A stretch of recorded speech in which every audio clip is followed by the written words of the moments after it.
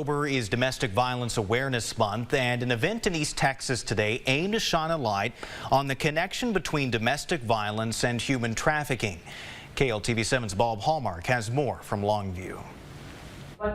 Held at Maud Cobb Activity Center, the event was called Too Close to Home, Uniting Against Human Trafficking. We can provide education on the topic of human trafficking. It is not just a big city problem. It happens right here in East Texas. There were nationally renowned speakers, keynote and breakout sessions, and insights into the subtleties of how trafficking can happen. The tool most often used, social media. The overwhelming majority of trafficking survivors that we've come across will tell you that it began with them being groomed online. One of the keynotes of why is this happening and why does it continue to happen?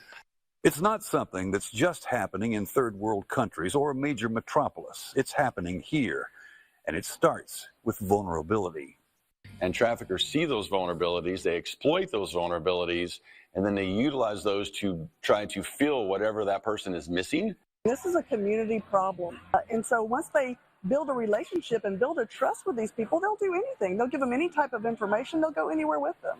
There are myths and misconceptions. And most people think that, these trafficking victims are kidnapped off the Target parking lot or something like that, but that's not what happens in America.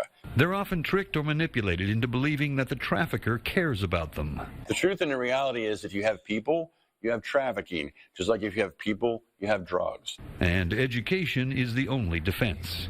Bob Hallmark, KLTV 7 News.